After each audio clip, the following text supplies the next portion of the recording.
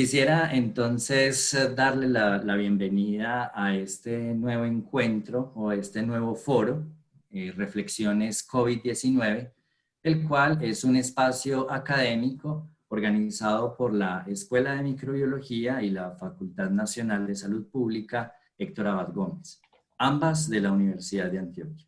Este foro cuenta con la orientación científica y académica de un comité conformado por el doctor Juan Carlos Zapata, docente e investigador de la Universidad de Maryland en Estados Unidos, la doctora Mónica Lopera, profesora de la Facultad Nacional de Salud Pública, y los profesores de la Escuela de Microbiología, los doctores Marlene Valencia, Alonso Jaramillo y quien les habla, Andrés Felipe Villa, también coordinador de Relaciones Internacionales.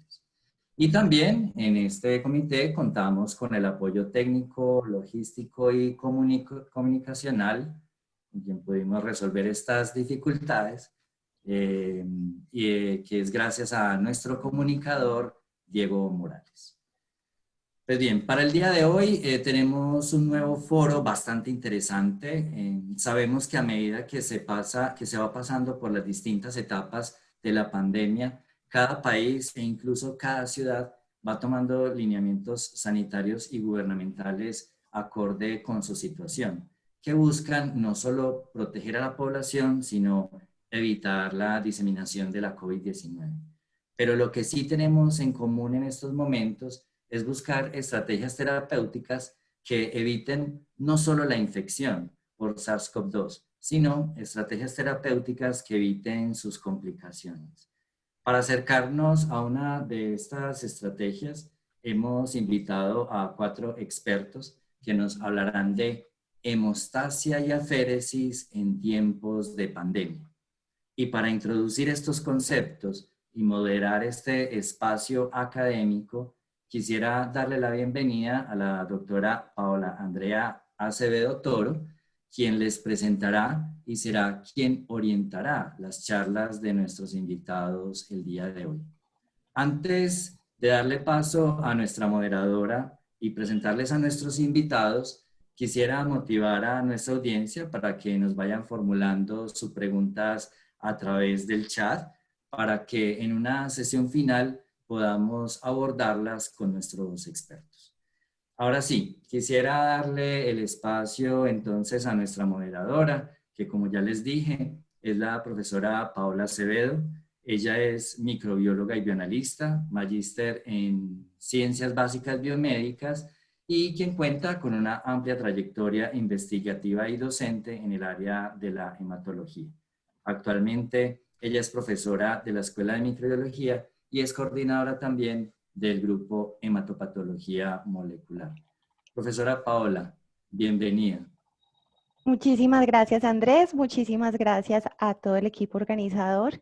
Me permito entonces extender un saludo muy grande al equipo organizador, a los conferencistas y a todos los asistentes. Y en nombre, obviamente, de la Escuela de Microbiología y de la Facultad Nacional de Salud Pública Héctor Abad Gómez, les damos la bienvenida a este foro denominado Hemostasia y Aféresis en tiempos de pandemia. Nos acompañan el día de hoy conferencistas pertenecientes al grupo de hematopatología molecular, Biocientífica Limitada, Laboratorio de Genómica de Ayudas Diagnósticas de Sura y el Banco de Sangre de la Escuela de Microbiología de la Universidad de Antioquia. Sí. Entre el 5 y el 15% de los pacientes con diagnóstico de COVID-19 grave desarrollan complicaciones tromboembólicas venosas y arteriales. A continuación, la conferencia Hemostasia avanzada en tiempos de COVID-19 nos esbozará algunos fenómenos relacionados con el estado de hipercoagulabilidad y también sobre la respuesta inflamatoria posterior a la infección con este virus SARS-CoV-2. Le damos entonces la bienvenida a la colega Carolina Jaramillo, quien es bacterióloga y laboratorista clínico, especialista en hematología, magíster en microbiología, especialista en bioinformática clínica, docente en la Escuela de Microbiología e integrante del grupo Hematopatología Molecular. Además, tenemos el honor de que la doctora Jaramillo es líder del Laboratorio de Genómica de Ayudas Diagnósticas de Sur. Adelante, Carolina.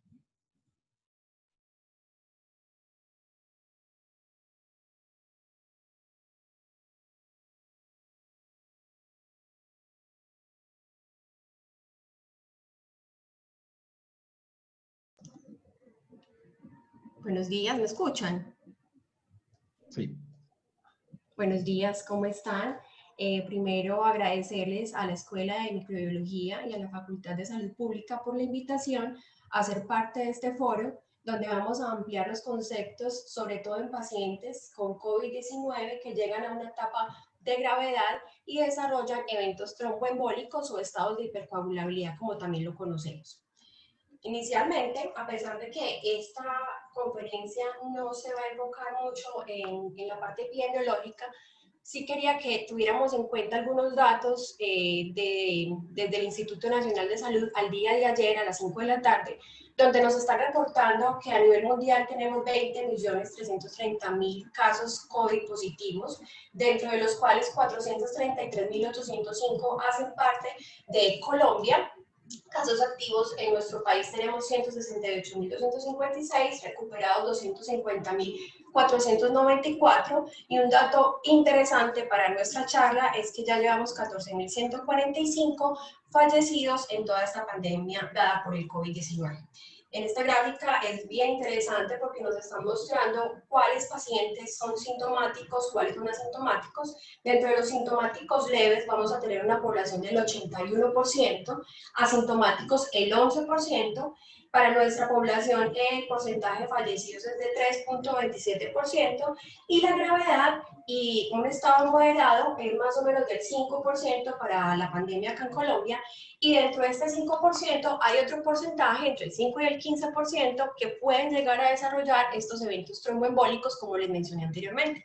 En esta gráfica que tenemos acá, donde mencionan las comorbilidades de los fallecidos, están mencionando todas las enfermedades crónicas que pueden ser transmisibles en el caso del VIH, pero también están mencionando, también tenemos todas las enfermedades no transmisibles y entre ellas hay algo en común, y es que son enfermedades que llevan a desarrollar procesos inflamatorios y por tanto al estar en esa activación inflamatoria pues también va a haber un aumento en la activación de citoquinas. Algo bien interesante en la fisiopatología para desarrollar todos estos eventos tromboembólicos. En resumen, no me voy a enfocar tampoco mucho en esto, pero recordemos que el coronavirus hace parte de la familia Coronaviridae y de la subfamilia Coronaviridae, y el que está asociado a enfermedades a nivel humano son los beta-coronavirus. Y además estos beta-coronavirus se pueden dividir según su capacidad de patogenicidad. Es así entonces que los coronavirus de baja patogenicidad están estos 4 principalmente incluidos y son los responsables más o menos del 10 al 30% de las infecciones del tracto respiratorio superior, donde van a haber unas alteraciones respiratorias pero van a ser leves. Pero ya tenemos la contraparte de los coronavirus de alta patogenicidad, donde tenemos el SARS-CoV, el MERS-CoV, y adicional a este año, pues a partir de diciembre del 2019, pues se le agregó el SARS-CoV-2. Estos van a estar entonces muy relacionados con infecciones a nivel respiratorios, las vías respiratorias inferiores, y pueden desarrollar entonces unas neumonías fatales.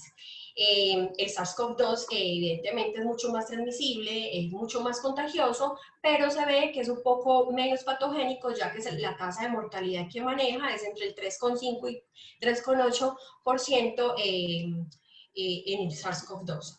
El SARS-CoV-2 tiene una similitud genómica con el SARS-CoV del 79% y con el MERS-CoV del 50%. Esto es bien interesante porque si hay una diferencia grande entre el SARS-CoV-2 y el SARS-CoV, y es en las en 380 sustituciones aminoácidicas que hacen que la proteína S, que hace parte de la estructura del SARS-CoV-2, tenga más afinidad por el ECA, o sea, por la enzima convertidora de angiotensina. Y esto es lo que hace que haya una gravedad a nivel tromboembólico. Bueno, entonces las personas infectadas con COVID pueden empezar a desarrollar complicaciones asociadas pues, a este virus a partir del día 5 al día 7. Antes pueden tener una sintomatología más leve. Sin embargo, los pacientes que van a desarrollar coagulopatías sí pueden empezar a presentarlo desde mucho antes del día 5. Empezar inclusive a tener unos paraclínicos a nivel de laboratorio clínico que pueden dar indicios de que el paciente probablemente va a complicarse y va a generar una enfermedad tromboembólica. Entonces, como complicaciones principales que ya conocemos, tenemos al sistema respiratorio, donde el paciente puede llegar a desarrollar una hipoxia significativa y llevar a tener un síndrome de distrés respiratorio agudo, que es lo que más se ha comentado y se ha escrito de sintomatología o de gravedad de esta COVID-19. Sin embargo, como les estoy mencionando, hay también unas alteraciones, puede darse unas alteraciones en COVID-19 grave, que van a llevar a las anormalidades de la coagulación. Estas anormalidades de la coagulación van a imitar otras coagulopatías que ya sí están muy bien descritas, como la coagulación intravascular diseminada o la coagulopatía inducida por sepsis. Realmente, todos estos meses que se ha estudiado la fisiopatología del virus, pues siempre se ha considerado como la coagulación intravascular diseminada como el desenlace final fatal en estos pacientes. Sin embargo, en estudios recientes se ha demostrado que sí hay unas diferencias en cuanto a la coagulopatía que se genera por COVID y la coagulación intravascular diseminada, que está muy bien descrita. Bueno, resumidamente les cuento o les recuerdo que después de que entra el RNA genómico, este se va a traducir para producir proteínas a partir de dos marcos de lectura abiertos, que son estos .off. Entonces vamos a tener una conformación, un virus con un RNA genómico simple, y también pues se va a traducir unas proteínas estructurales y unas proteínas accesorias. Dentro de estas proteínas estructurales muy importantes tenemos la proteína S o la proteína espiga, que es la más importante en la fisiopatología de esta enfermedad. Tenemos la proteína de envoltura, la de membrana y la nucleocápside. ¿Por qué es tan importante esta proteína S, como les mencioné anteriormente? Esta proteína S es la que va a permitir la unión con la enzima convertidora de angiotensina 2, que va a ser el receptor por el cual se va a iniciar la endocitosis y la entrada del virus, y obviamente empezar su replicación a nivel intracelular. Tal cual, esta unión entonces lo que le va a dar especificidad y tropismo pues como a esta enfermedad. La proteína S del SARS-CoV-2 está constituida principalmente por dos subunidades. La subunidad 1, la cual se va a unir, como les mencioné, a la ECA o al ACE. El ECA es la enzima convertidora de angiotensina 2, lo que le va a permitir empezar a asociarse a la célula, pero la subunidad 2 es la que le va a permitir hacer una fusión de la membrana del virus con la célula del huésped. Luego va a entrar otra proteína, una proteasa, que lo que va a hacer es que va a escindir esta unión y por tanto ya comienza esa fusión de las membranas. Aquí vamos a verlo entonces de una manera más concreta, este ciclo de vida. No nos vamos a detener porque esto es un tema también de otras charlas. Sin embargo, es muy importante tener en cuenta cómo entra este virus por medio de este receptor. Entonces tenemos el receptor a nivel de la membrana. Algo que se me olvidaba muy importante es que este receptor se expresa en varios órganos a nivel sistémico, pero principalmente lo vamos a tener a nivel de los alvéolos pulmonares y a nivel de las células endoteliales de todo el sistema vascular. Adicional al sistema nervioso, inclusive puede también encontrarse su expresión a nivel renal, del hígado y del riñón. Entonces, este coronavirus, por medio de su proteína S, va a tener afinidad por el receptor ECA, enzima convertidora de angiotensina, y de esta manera se va a permitir la adhesión del virus y va a empezar su entrada por medio de endocitosis. Luego empieza la replicación del RNA consecuentemente la traducción de la proteína de la polimerasa del virus, donde se va a generar el RNA genómico y el RNA subgenómico. Recuerden que ese RNA subgenómico es el que va a dar origen o va a traducir las proteínas estructurales. Ya cuando entonces tenemos las proteínas estructurales, las C, S, E, N y la N conformadas, ya se va a dar la formación del virión maduro, el cual va a salir por exocitosis a partir de las vesículas del aparato de Golgi. Luego de que de que el virus entró a la célula por medio de la unión con el ECA, entonces van a empezar a aumentar otras proteínas como el ADAM17, el cual va a llevar también al aumento de la angiotensina 2. En presencia de angiotensina 2, pues va a haber un proceso de vasoconstricción mayor e inclusive puede aumentar la presión arterial. También cuando hay presencia o hay aumento de esta ADAMS17, pues también se va a dar un aumento o la activación del factor de necrosis tumoral alfa, y adicional se van a empezar a aumentar o a activar o a secretar, como lo queramos llamar, varias interleuquinas o citoquinas asociadas a procesos inflamatorios. En el momento que hay interacción del virus con estas membranas, pues inmediatamente se empieza ese proceso inflamatorio. Entre las interleuquinas o citoquinas principales descritas hasta el momento a nivel de esta fisiopatología, tenemos la interleuquina 1, la interleuquina 6, inclusive el factor estimulante de los granulocitos también está presente acá.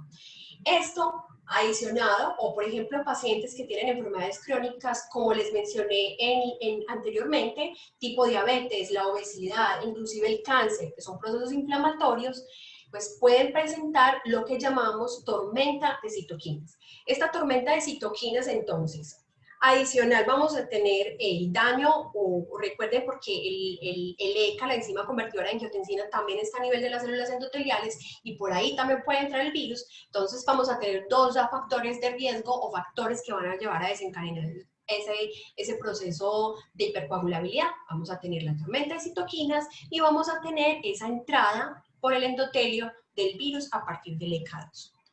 Esto entonces va a generar una alteración a nivel, primero va a ser muy localizado, pero luego se va a generar o se va a dar a nivel multiorgánico y es dado por la activación del sistema de la coagulación. Entonces, en resumen, ¿qué tenemos hasta el momento? Tenemos que el virus COVID-19, además de tener un aumento de las citoquinas, va a tener también una activación de la coagulación y esto se va a reflejar en algunos de los síntomas que presentan los pacientes. Lo primero es que vamos a tener una lesión directa del pulmón o a nivel inclusive miocárdica por la presencia o la alteración que se está dando de las vías de señalización de la enzima convertidora de angiotensina. Esto va a llevar principalmente, como les mencioné, a la vasoconstricción, a un engrosamiento del tejido, a un exudado inflamatorio e inclusive la presencia de membranas hialinas a nivel del alvéolo, lo cual va a llevar a que el paciente desarrolle el distrés respiratorio agudo. Vamos a tener entonces, como ya les mencioné, la inflamación sistémica por la tormenta de citoquinas que va a poder llegar a ser generalizado y causar la falla multiorgánica. Vamos a tener también una relación demanda-oferta miocárdica donde el paciente va a empezar a presentar una hipoxia severa, que es lo más descrito que tenemos de estos pacientes. Y vamos a tener también una rotura de las placas y pueden empezar a presentarse una trombosis coronaria. ¿Por qué? Porque va a haber aumento del flujo sanguíneo, entonces va a haber un riesgo mayor de un infarto agudo de miocardio. No solamente infarto agudo, recuerden que también se pueden ver alteraciones a nivel de trombosis, de microtrombosis.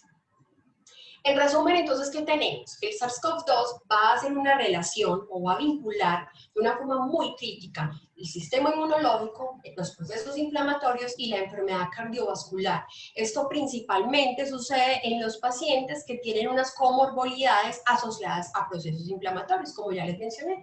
Vamos a tener entonces una hiperactivación de factores inflamatorios, donde vamos a tener un aumento de la deshidrogenasa láctica principalmente. Si hacemos una medición de deshidrogenasa láctica por daño tisular, vamos a encontrarla aumentada. vamos a también tener aumentado ferritina, por ejemplo, PCR también, e inclusive las plaquetas, por considerarse unos reactantes de fase aguda al inicio de esta infección, también las podríamos encontrar un tanto aumentadas. Vamos a tener entonces un daño del sistema de la coagulación, donde vamos a tener una superactivación de los factores de la coagulación. Adicionalmente va a haber una inhibición de los anticoagulantes naturales tipo proteína C y la antitrombina, por ejemplo, lo cual va a predisponer realmente de una manera severa a que el paciente desarrolle una trombosis venosa profunda, tromboembolismo pulmonar y, como les mencioné, inclusive puede llegar al desarrollo de infartos. En resumen, entonces, ¿qué tenemos? En presencia de las citoquinas, de toda esta tormenta de citoquinas y de que el virus puede también entrar a la célula endotelial directamente, el endotelio se va a dañar. A esto es lo que llamamos lesión endotelial. En el momento en que se genera esa lesión endotelial, vamos a encontrar entonces sintomatologías como edema, vasculitis, incluso isquemias. Pero recuerden que cuando hay una disfunción endotelial, cuando se lesiona ese endotelio, se van a empezar a expresar unas proteínas que van a estar asociadas a la activación del sistema de la coagulación. Vamos a tener entonces principalmente a la expresión del factor tisular. Este factor tisular hace más o menos unos 15 años ha tenido una fuerza muy grande en el área de la hemostasia porque se ha demostrado su gran importancia a nivel de las, también en conjunto con las plaquetas, que son dos factores que pueden iniciar fuertemente estos procesos de coagulación. El factor tisular también lo vamos a encontrar en unas células que llamamos micropartículas, tipo monocitos, neutrófilos, fibroblastos y evidentemente en las células endoteliales. El factor de von Willebrand también se va a aumentar, dado por el proceso inflamatorio y por este daño endotelial también se expone el factor von Willebrand. En el momento que se expone este factor de von Willebrand, pues las plaquetas se van a adherir, se van a activar y se van a agregar. Entonces ya tenemos dos factores que están en ventaja para generar esa activación de la coagulación. Adicional, se le va a adicionar las trampas extracelulares de los neutrófilos, también asociadas a procesos infecciosos y a procesos inflamatorios, donde va a haber aumento o degradación de neutrófilos, donde se va a liberar, ejemplo, mieloperoxidasa o inclusive la elastasa. Entonces, cuando ya tenemos toda esta predisposición para la activación del sistema de la coagulación, se va a generar un evento que nosotros en hemostasia conocemos como la explosión de trombina.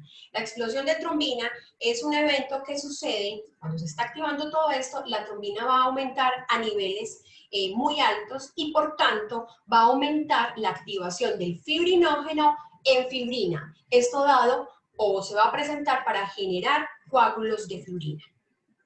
Entonces, cuando tenemos unos coágulos de fibrina, evidentemente vamos a estar ante un estado protrombótico, los cuales van a llevar a vasoclusiones inicialmente microtrombóticas a nivel pulmonar.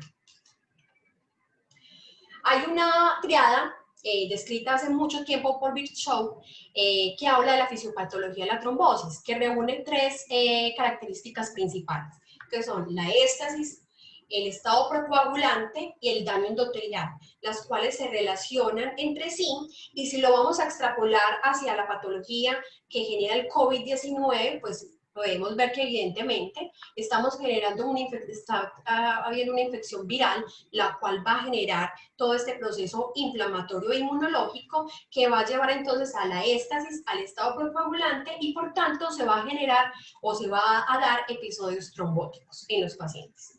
Obviamente con COVID-19 grave.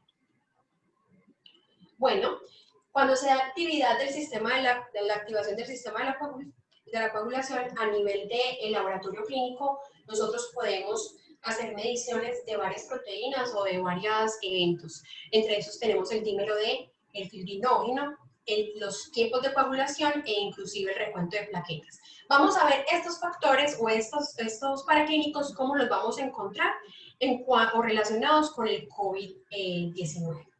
Entonces, ¿cuál es la evolución de esa coagulopatía asociada al COVID-19? Inicialmente, recuerden que les dije que a pesar de que las complicaciones se dan a partir del día 5 o el día 7, cuando hay una coagulopatía, esto puede iniciar en días al inicio de la infección. Entonces vamos a tener que cuando inicie esa infección, vamos a tener unos niveles aumentados de fibrinógeno e inclusive el dímero D también está aumentado. ¿Por qué se presenta el aumento del fibrinógeno? Porque es que el fibrinógeno es un reactante de fase aguda. Entonces, si es un reactante de fase aguda y se está generando todo un proceso inflamatorio y un proceso inmunológico, obviamente el fibrinógeno se nos va a aumentar. Recuerden que también les di el tipcito de que las plaquetas también pueden estar un tanto aumentadas, pero no va a llegar a ser una trombocitosis muy severa. Luego de esto vamos a tener una precoagulopatía, donde vamos a tener que los tiempos de coagulación, evidentemente el tiempo de protrombina, va a también empezar a prolongar, el dímero D sigue aumentando, pero cuando ya se instala la coagulopatía por COVID, vamos a tener un tiempo de protrombina muy prolongado, las plaquetas pueden estar disminuidas, vamos a tener unas trombocitopenias moderadas, en el caso de la coagulopatía por COVID, el dímero D sí va a estar supremamente aumentado y el fibrinógeno generalmente, digo generalmente, porque hay momentos o hay pacientes en que el fibrinógeno va a estar súper aumentado y nunca va a disminuir, pero lo normal es que se genere una fibrogenenia, disminuya por consumo. Inclusive las plaquetas también pueden empezar a disminuir, pero por un efecto de consumo que se está presentando en la fisiopatología. Aquí vemos un cuadro que hice para hacer como una correlación entre la coagulación intravascular diseminada, la coagulopatía inducida por sepsis y la coagulopatía en COVID. Esto es según la Sociedad Internacional de Trombosis y Hemostasia, que desarrolló este score hace mucho tiempo para empezar a diagnosticar los pacientes que sufren con coagulación intravascular o con la coagulopatía inducida por sepsis. Entonces vamos a hacer como unos cuadros comparativos. Tenemos que cuando un paciente tiene una coagulación intravascular diseminada, va a presentar unas trombocitopenias severas, o en algunos casos pueden ser moderadas, pero generalmente son muy severas y esto es dado por una trombocitopenia por consumo. Sin embargo, en la coagulopatía en COVID vamos a tener siempre unas trombocitopenias moderadas, son muy pocos los casos que se han reportado con trombocitopenias severas. Vamos a tener unos dímeros D y unos productos de degradación de fibrina. Recuerdo que el dímero D es cuando hay esa formación de coágulos de fibrina, se activa el sistema fibrinolítico y este tiene que empezar a degradar este coágulo de fibrina. Ahí se van a degradar o van a salir unos productos llamados productos de degradación de la fibrina y el dímero D, que es la proteína de degradación que más fácilmente se puede medir en el laboratorio clínico. En la coagulación intravascular vamos a encontrar niveles muy aumentados y en la coagulopatía en COVID los vamos a encontrar severamente aumentados, inclusive por encima de 1000. De hecho, se han reportado casos donde el dímero D está por encima de 350.000 nanogramos. Tenemos también el tiempo de protrombina, donde en la coagulación intravascular la vamos a encontrar prolongada, casi más de 6 segundos, en la coagulación inducida por sepsis y en la coagulopatía realmente la prolongación del TP es de manera muy leve.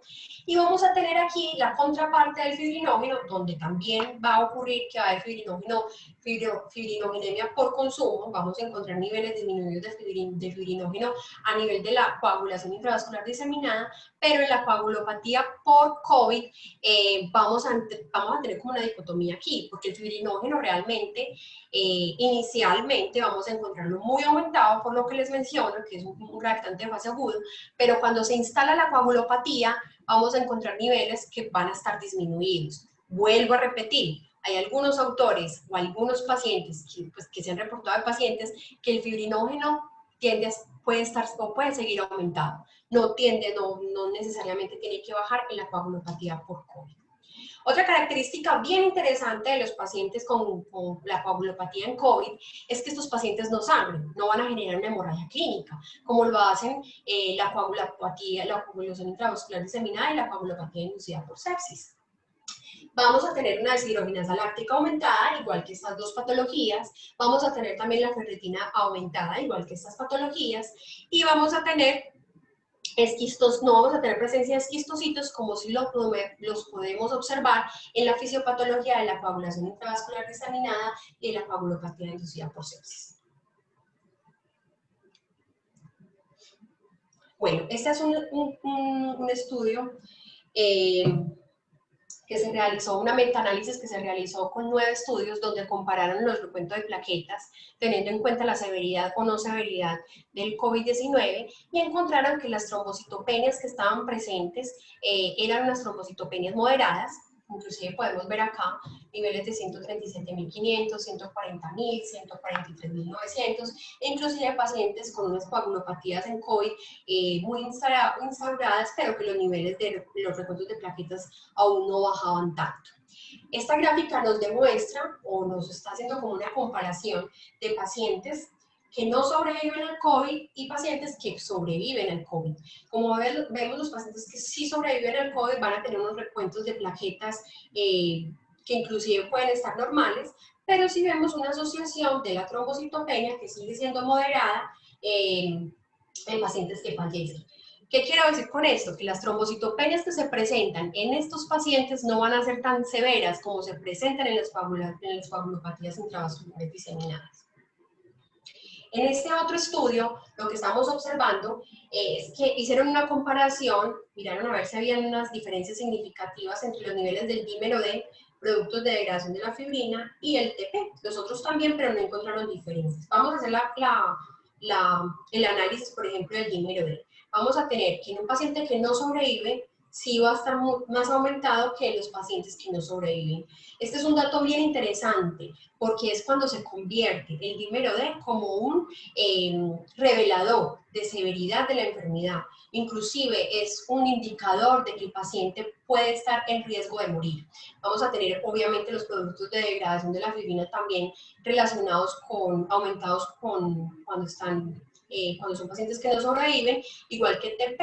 No encontramos lo mismo, por ejemplo, con los niveles de fibrinógeno. Esto puede suceder, que como les dije, el cuerpo está ante un proceso inflamatorio, un proceso muy proinflamatorio que trata como de compensar o de equilibrar estos niveles de fibrinógeno. Entonces, ¿qué tenemos? El dímero D se relaciona con la hipercoagulabilidad presente en los pacientes con COVID-19 grave. Claro que sí. Vamos a tener entonces que a partir o cuando tenemos un dímero D aumentado, son pacientes que van a presentar o tienen riesgo de presentar microtrombos a nivel pulmonar. Luego estos macrotrombos van a pasar a nivel sistémico y es por tanto el paciente puede desarrollar embolias pulmonares y trombosis venosas profundas, y como ya les he mencionado va a haber una superactivación de la hemostasia y por tanto desarrollar una coagulopatía generada por COVID. En conclusión, entonces tenemos que evidentemente el COVID-19 si es protrombótico, si genera estados de hipercoagulabilidad y que estos se van a relacionar con los valores de dímero D medidos a nivel de laboratorio clínico, que vamos a tener una alta frecuencia de trombosis, generalmente va a ser a nivel venoso, pero no quiere decir que pacientes no puedan presentar accidente cerebrovascular o infartos agudos, porque también hay casos reportados. Algunos pacientes podrán obtener estados de coagulopatía con el alto fibrinógeno, que es algo que les he recalcado mucho durante la presentación, y vamos a tener que el aumento del fibrinógeno y el factor de von Willebrand, que recuerden que se expone cuando se está dañando ese endotelio por ese proceso inflamatorio, pues podrían estar contribuyendo a ese efecto protrombótico que están presentando estos pacientes.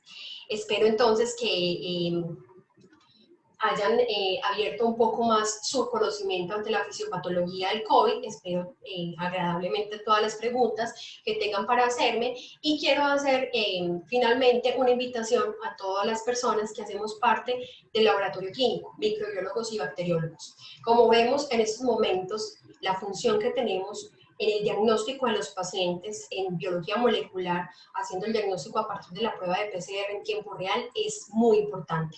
Creo yo que somos protagonistas en esta pandemia, pero no solamente somos protagonistas a nivel de diagnóstico, también somos protagonistas a nivel de seguimiento, de mirar cuál es la severidad que pueden tener estos pacientes. A mí realmente me parece importantísimo que nosotros nos pongamos como las manos o esa responsabilidad y demos todo de nosotros para hacer un buen diagnóstico de los pacientes. Un buen diagnóstico, no una buena seguimiento de estos pacientes. Ejemplo, un dímero D aumentado, inmediatamente informar al médico tratante, a la UCI o a donde esté el paciente, porque es un paciente que está en riesgo de morir. Inclusive mirar o hacer unos diagnósticos diferenciales, haciendo una evaluación del extendido de sangre periférica, donde vamos a mirar esquistocitos o no vamos a mirar esquistocitos. Realmente creo yo que nosotros desde nuestra profesión podemos aportar mucho al diagnóstico y al pronóstico de estos pacientes. Les agradezco mucho. Agradecemos a la profesora Jaramillo por su excelente intervención y les recordamos a todos los participantes que a través del chat nos pueden dejar todas las preguntas. Al final de las conferencias tendremos un espacio de retroalimentación y de discusión donde trataremos de resolver pues todas estas preguntas que se susciten en torno a la temática del día de hoy. Para dar lugar al segundo momento, a la segunda conferencia que tenemos el día de hoy, tenemos que la tormenta de citoquinas que se presenta durante la infección del virus SARS-CoV-2 puede controlarse a través de algunos procedimientos de intercambio plasmático. Estos tienen como finalidad extraer el plasma de un paciente y reemplazar dicho volumen por un líquido de reposición previamente elegido. Sobre esta tecnología, sus principios y sus aplicaciones se basa precisamente la segunda conferencia titulada Utilidad de la plasmaféresis terapéutica en pacientes críticos y perspectivas frente al COVID-19. Para abordar esta temática nos acompañará en un primer momento el microbiólogo y bioanalista Alejandro Gil Betancourt, quien además es magíster en microbiología y líder de aféresis en el banco de sangre de la Escuela de Microbiología. Y en segundo momento intervendrá la bacterióloga y laboratorista clínico Lady Alejandra Toro Espinosa, quien es especialista en hematología y banco de sangre, magíster en microbiología, docente de la Escuela de Microbiología e integrante del grupo de hematopatología molecular, y además labora como asesora científica en temas de inmunohematología en Biocientífica Limitada. Adelante, colegas. Bueno, muy buenos días para todos. Como lo mencionó la profesora Paula, mi nombre es Alejandro Gil y en un primer momento voy a realizar la exposición de lo que es el intercambio plasmático. Entonces, vamos a empezar. La utilidad del recambio plasmático en pacientes críticos y perspectivas frente al COVID-19.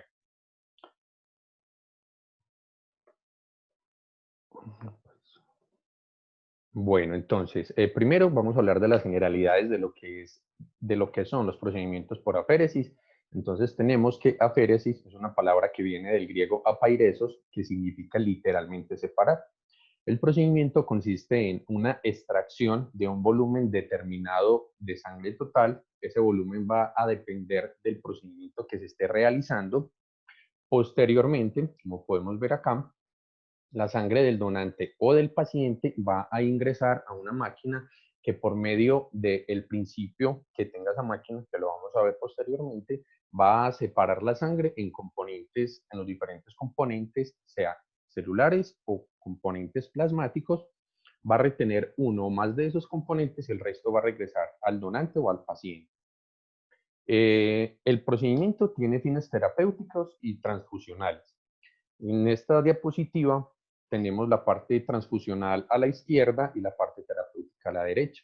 Estos son los principales procedimientos que se realizan por aféresis, pero existen otros que son mucho menos utilizados y que pues, por el momento no vamos a ahondar mucho en ellos. Entonces, la primera es la eritroaféresis, que es la extracción de un volumen de sangre total. El equipo va a retener los glóbulos rojos y el resto de los hemocomponentes van a regresar al donante. En la parte terapéutica se retiran los glóbulos rojos y se hace un recambio del volumen que se extrajo por un volumen de un líquido de reposición que se tenga.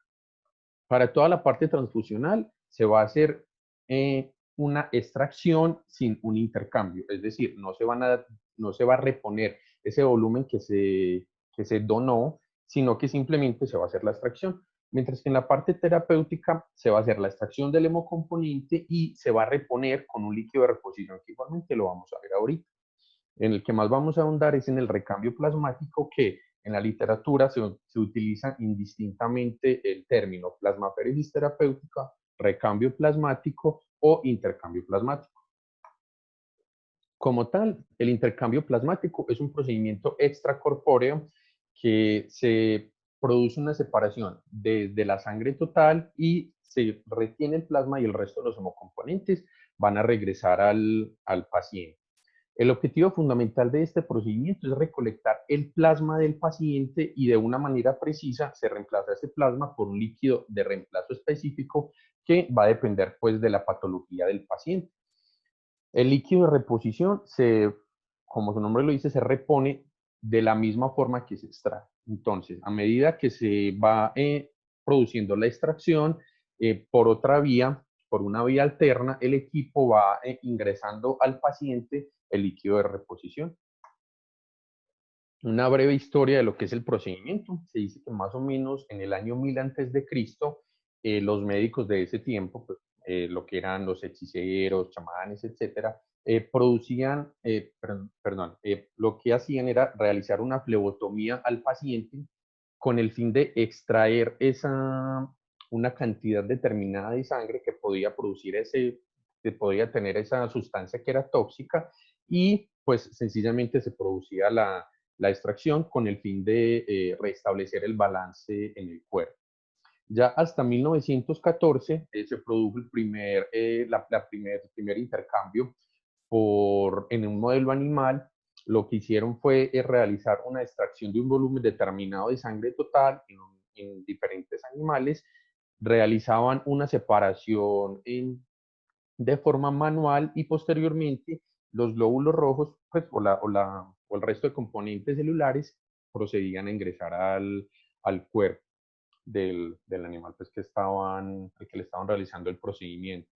Ya solo hasta 1962 se empleó por primera vez de forma exitosa en un paciente con macroglobulinemia de Waldenström con el fin de disminuir ese síndrome de hiperviscosidad producido principalmente por los anticuerpos que se producen en este tipo de patología. El intercambio plasmático se basa principalmente o tiene dos formas principales de separación, la centrifugación y la filtración. En la centrifugación, la sangre del paciente va a ingresar a una centrífuga que debido a su fuerza G o la fuerza G que se produce en esta centrífuga, va a separar los hemocomponentes por su densidad, es decir, por su peso. Entonces, las células o los componentes de mayor tamaño, que van a ser los glóbulos rojos, van a caer al fondo de la centrífuga, en la parte media van a quedar los glóbulos blancos y plaquetas encima y el plasma va a quedar en la parte superior debido a que es el hemocomponente menos denso. Posteriormente se retiene el hemocomponente que se desea y los demás van a retornar al paciente. En este caso, el plasma. La filtración ya es por medio de una membrana que va a tener unos poros determinados. Estos poros deben de ser de un tamaño inferior a la célula que tiene menor tamaño, que en este caso serían las plaquetas.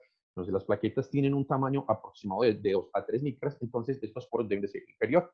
Los que actualmente se manejan son poros que tienen un tamaño inferior a 0.6 micras. Entonces, la sangre del paciente va a pasar a través de este poro, va a retener los componentes celulares, los componentes plasmáticos y sus proteínas, como tienen un tamaño menor, van a continuar van a continuar y se va a producir de esta forma se produce la separación. Las ventajas van principalmente en que la centrifugación es un procedimiento que es mucho más económico, es menos selectivo, mientras que la filtración tiene la ventaja de que puede ser más selectivo debido a que en la parte de la membrana se puede, digamos así, sensibilizar con algún tipo de anticuerpo que retenga la sustancia que se desee. Es mucho más costosa y las membranas actuales en en la parte de la separación pueden separar aproximadamente entre un 35 a un 50% del volumen plasmático que se desee sacar, debido a que son mucho más sensibles a los coágulos que se pueden producir o que se pueden producir durante todo el procedimiento. Mientras que en la centrifugación, pues se pueden sacar, digamos, 1, 2 o inclusive 3 volemias plasmáticas, lo cual pues la hace un poquitico más, digamos, más fácil de realizar. Vamos a entrar a una parte que es cómo se realiza o qué criterios se deben de tener para realizar una plasmaféresis o un intercambio plasmático. Entonces, se tienen los criterios de McCloud, que es el señor que tenemos en la imagen. Él diseñó principalmente 4 criterios que deben de tener los especialistas, sea el médico tratante o la parte, digamos, en este caso del profesional en intercambio plasmático, que debe de tener con el fin de seleccionar si la patología del paciente entra o no para realizar el procedimiento. Entonces, primero tenemos que el conocimiento de las moléculas que causan la patología deben de tener al menos una masa de 15 kilodaltons. ¿Por qué es importante esto? Porque si la masa o el tamaño de esa molécula es inferior, se deben de realizar otro procedimiento, como el caso de la diálisis, que permite la extracción de moléculas mucho más pequeñas. Que lo que se desea extraer, la molécula que se desea extraer, tenga una vida media prolongada, que sea de días o semanas. ¿Por qué es importante esto? Porque si la vida media, digamos, del anticuerpo, de la citoquina, entre otras, tiene una vida de minutos o de horas, entonces pues el procedimiento no va a extraer solamente moléculas que tienen o sea, que se produjeron en el cuerpo con 1 hora o 2 horas anteriormente. Entonces, digamos que la utilidad aquí sería muy pequeña comparándola con anticuerpos que tienen vida mucho más prolongada. El que la distribución, perdón, de la molécula sea preferiblemente intravascular, debido a que es un proceso que depende enteramente de la sangre del paciente, si la difusión o el lugar o la localización de la molécula es preferiblemente, es extravascular en un órgano específico, tejido, etcétera, entonces vamos a tener de que la utilidad pues va a ser nula para estas moléculas. Segundo, que no exista otra forma de extraer la molécula. Debido a que es un procedimiento que tiene sus riesgos, es preferible o sería preferible utilizar otros procedimientos u otras opciones terapéuticas y dejar pues ir avanzando con esta y dejarla, digamos, en la última. ¿Qué le brinda estos cuatro criterios al médico? Primero, le permite comprender mucho más la patogénesis de la enfermedad que está tratando, debido a pues, que va a conocer o lo obliga a conocer qué es lo que se desea extraer. Segundo, determinar si la normalidad o la enfermedad sí se puede beneficiar del intercambio plasmático. Y segundo, que si existe alguna evidencia de que el procedimiento es útil para el paciente, no le vaya a causar más daño del que el paciente tiene. Aquí tenemos las categorías en las cuales se utiliza las plasmaféresis. Estas categorías son dadas por la Asociación Americana de Procedimientos de Aféresis, que tiene una reunión, ya se reúnen, forman un grupo y evalúan cada aproximadamente 5 o 6 años la utilidad de la plasmaféresis en las diferentes patologías que existen. Entonces se reúnen para el año 2019, que fue la última reunión que ellos hicieron y la publicación de sus resultados. Se reunieron 3 especialistas en diferentes patologías e igualmente en los procedimientos de aféresis. ¿Qué hicieron? Que en esta reunión, entonces, realizan una revisión de la literatura, se dividen por grupos, realizan esa revisión y determinan si todavía la plasmaféresis o el intercambio sigue siendo útil y, dependiendo de esa utilidad, en qué categoría están. Entonces tenemos la primera categoría, los trastornos para los cuales la aféresis se acepta como tratamiento de primera línea. En este caso entrarían, digamos, las microangiopatías trombóticas, en el cual la plasmaféresis es muy útil. La segunda, los trastornos para los cuales se acepta como tratamiento de segunda línea, en este caso algunas anemias hemolíticas. Categoría 3, el rol óptimo no está establecido, está en rojo debido a que, digamos que la infección por coronavirus entraría en esta categoría. Y la categoría 4, en la cual la utilización del procedimiento puede ser ineficaz o inclusive perjudicial para el paciente. El procedimiento o la plasmaféresis puede ayudar primero a la remoción de anticuerpos. Debido a que se está haciendo la extracción del plasma, pues la carga de esos anticuerpos que están produciendo el daño, pues se va a ver reducida. Caso, digamos, de las anemias hemolíticas.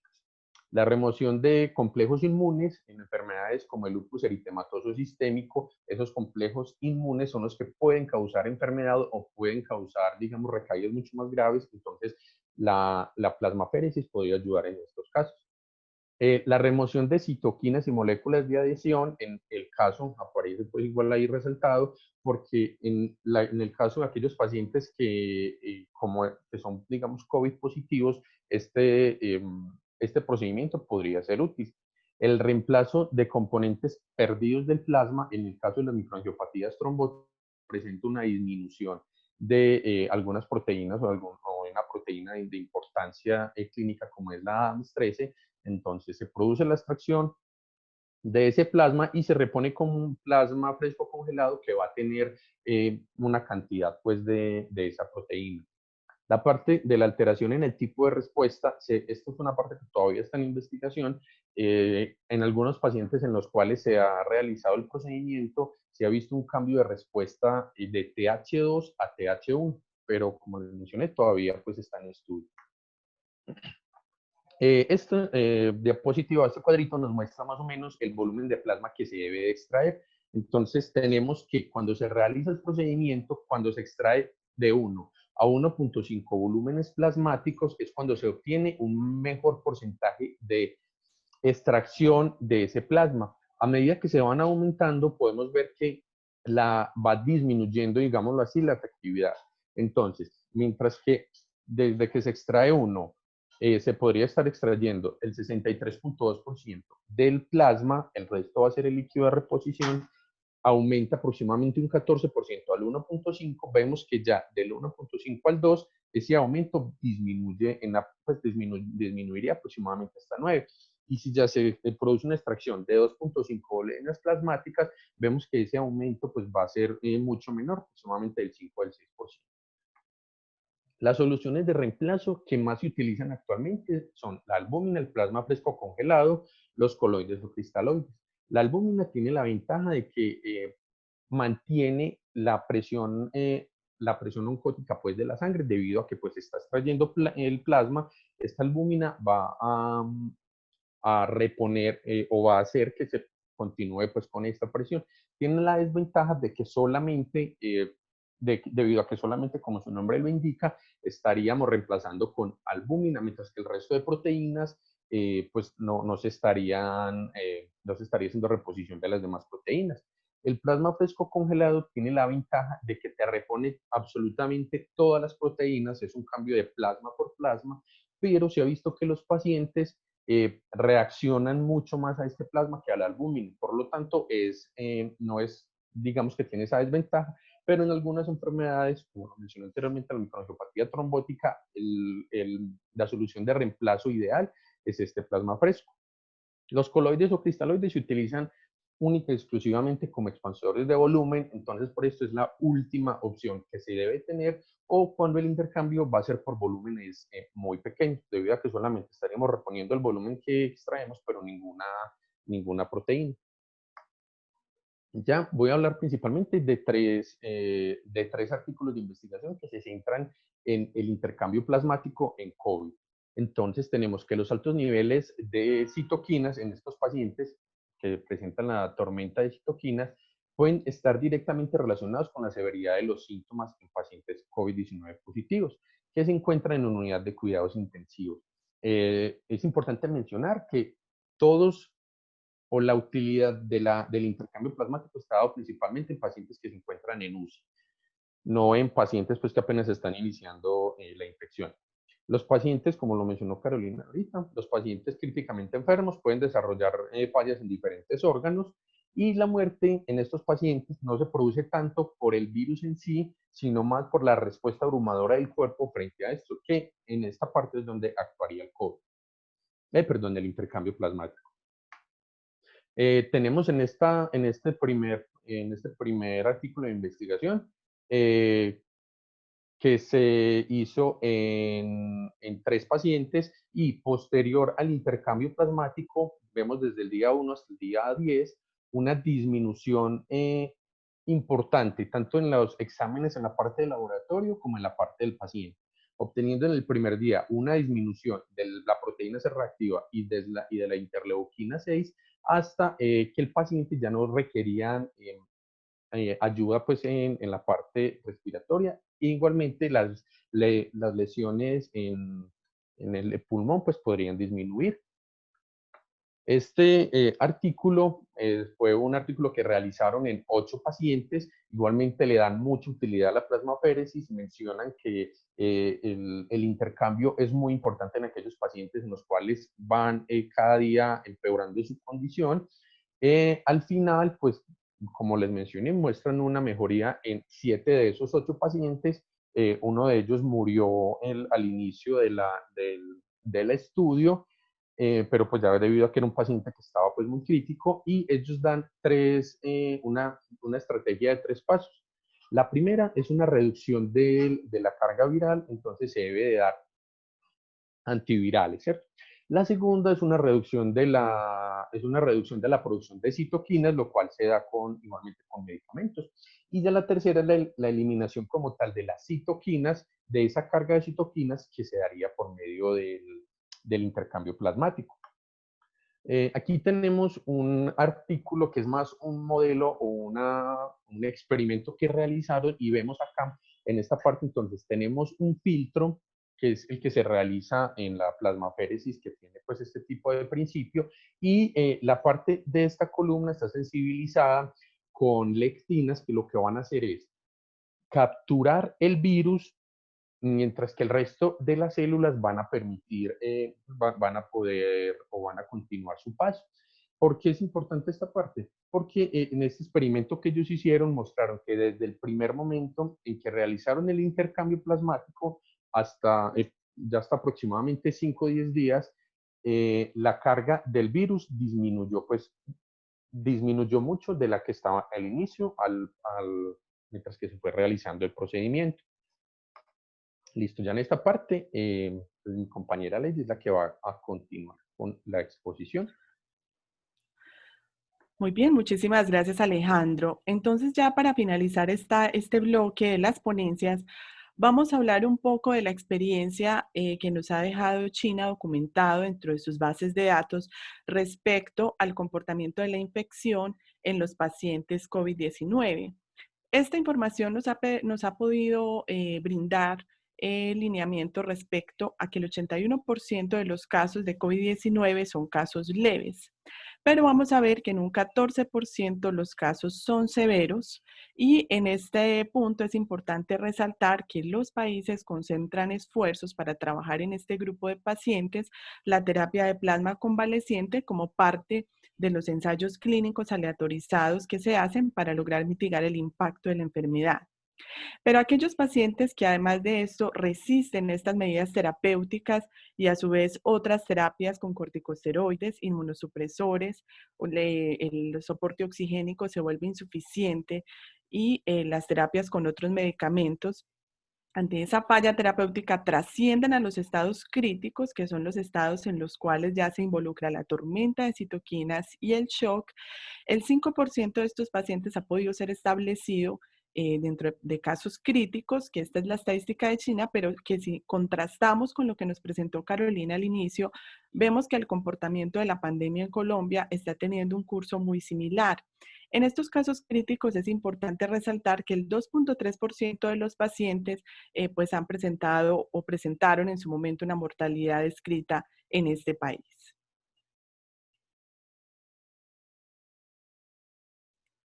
Alejo, pasamos.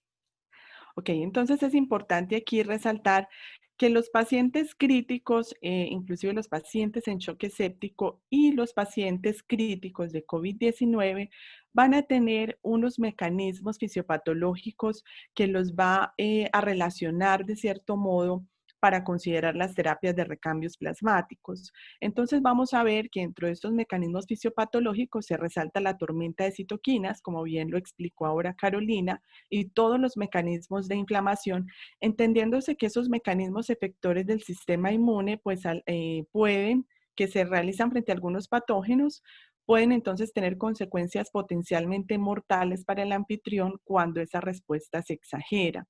Y es allí donde es importante mitigarla a través de ciertos mecanismos. El tercer mecanismo, pues entonces involucra toda la activación endotelial, y esto va a llevar a los fenómenos de coagulopatía, por lo cual los tres que están señalados con los recuadros adicionales, pues vamos a ver que son los frentes que nosotros analizamos en el laboratorio clínico, siendo importante la medición de interleuquina 6, IP10, factor activador de monocitos, interleuquina 1A, la cuantificación del dímero D y la ferritina, muy especialmente en los pacientes que son refractarios a las otras líneas de tratamiento. Vamos a ver que la medición de PCR y deshidrogenasa láctica como marcador bioquímico celular está muy indicado para evaluar la severidad en los pacientes críticos de COVID. Entonces, ¿qué se pretende con el recambio plasmático? Precisamente barrer, que ahí está pues esta escobita, barrer todo ese efecto que tiene esta tormenta de citoquinas y estos marcadores inflamatorios para de esa manera hacer más eficiente las terapias inmunomoduladoras a través de corticosteroides o algunas inmunoglobulinas intravenosas, la utilización de inhibidores en la producción de interleuquinas. En este momento en el mundo hay una página donde los grupos registran sus ensayos clínicos aleatorizados. Se están analizando alrededor de 20 a 30 ensayos clínicos en la implementación de anakinra y tocilizumab para toda la parte de la mitigación de interleuquina 6 principalmente, y el fortalecimiento de las barreras vasculares para lograr tener una terapia de rescate en el paciente crítico. ¿Cuáles han sido entonces los puntos a favor de utilizar un recambio plasmático en el paciente COVID-19 crítico? Vamos a ver pues que finalmente la remoción de las citoquinas va a mitigar el proceso inflamatorio, por lo cual estaría muy bien indicado para este tipo de pacientes. Respecto a la estabilización endotelial, pues que se logra una vez se mitiga la respuesta inflamatoria, permite disminuir la fuga capilar y de ese modo pues mejorar la hemodinamia en los pacientes. También la mejora en la coagulación de ellos mismos y mejorar la perfusión tisular y el estado oxigénico, que finalmente es el mayor propósito y el principal signo de mejoría clínica cuando se implementan este tipo de terapias. ¿Qué aspectos hay en contra de un recambio plasmático en un paciente crítico de COVID? Vamos a ver que como esta remoción no es selectiva, hay marcadores inflamatorios que se van a perder. Y pues se discute mucho si ese realmente es el propósito que se quiere o no, pues porque la respuesta inmunológica es importante para mitigar las infecciones y el cuerpo las genera por algunos mecanismos necesarios para neutralización de los agentes patógenos.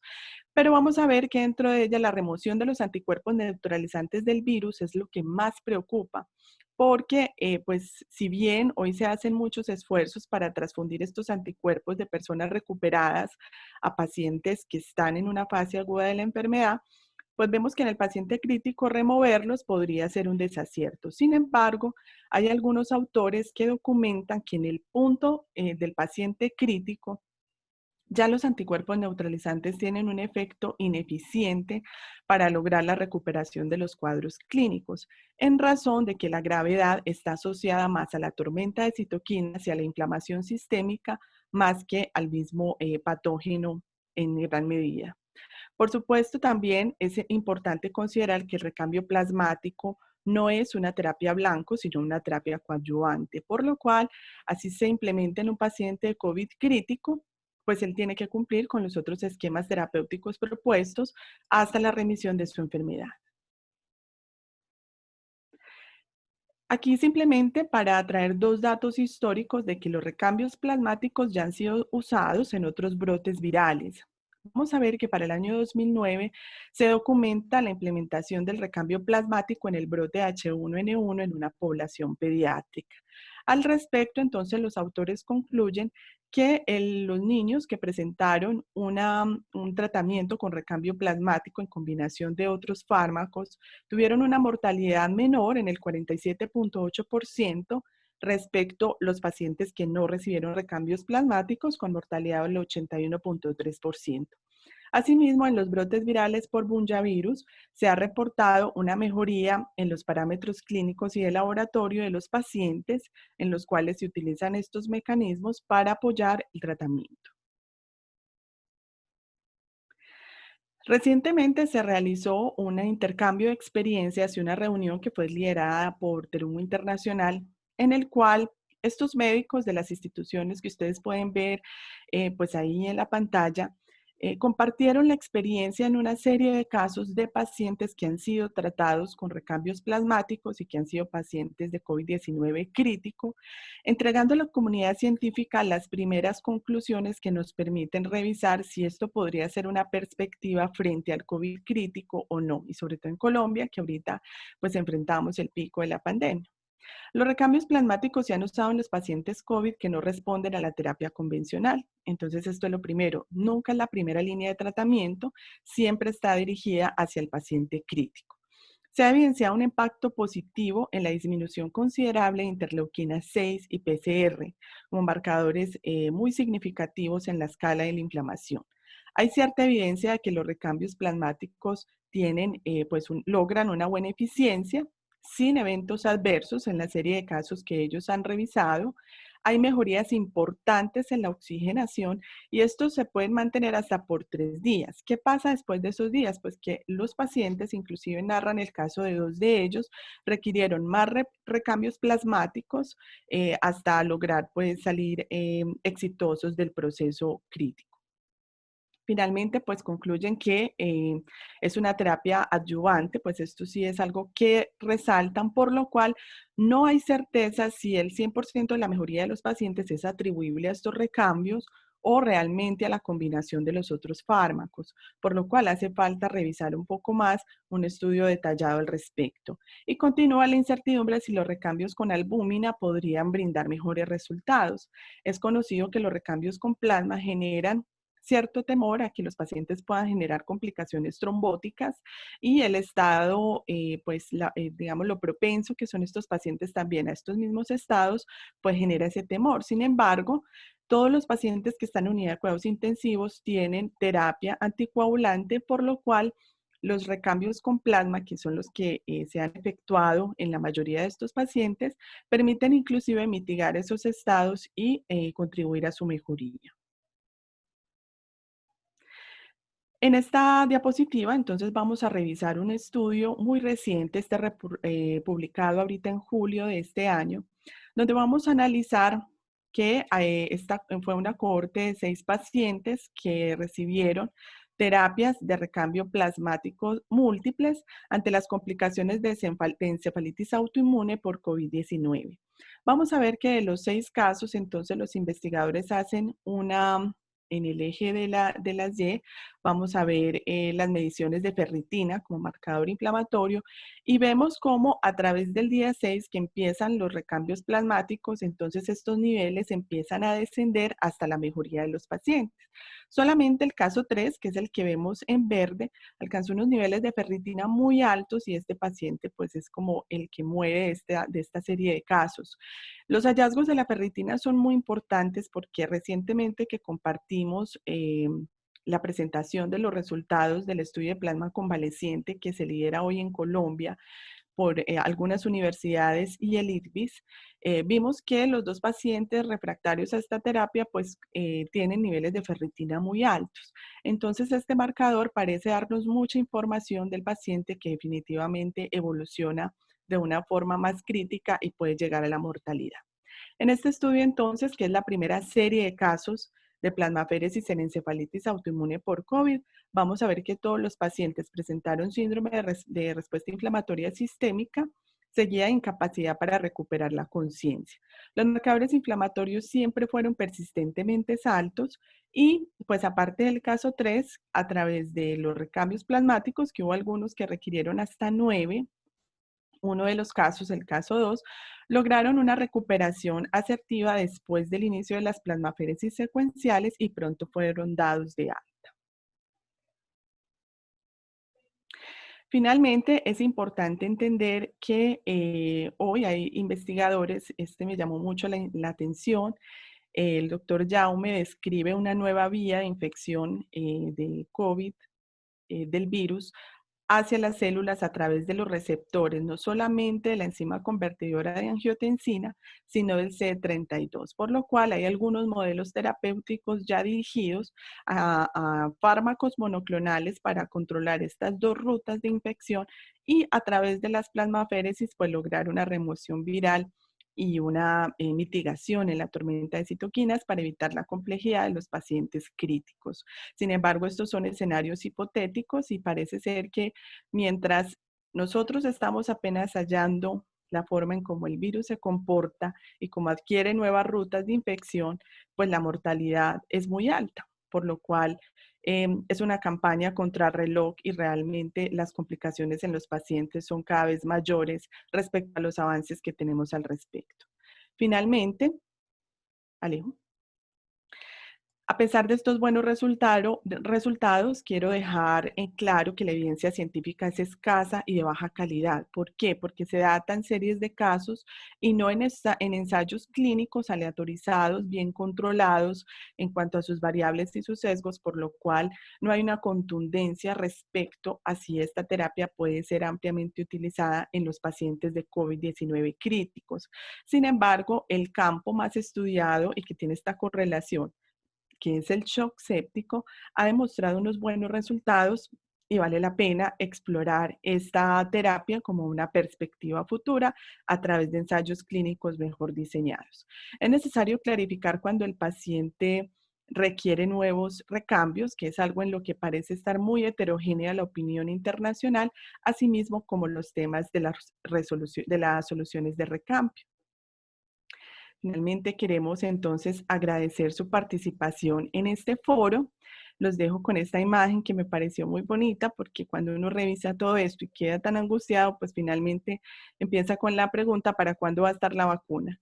Entonces, esperamos que ese escenario pueda ser pronto. Muchas gracias.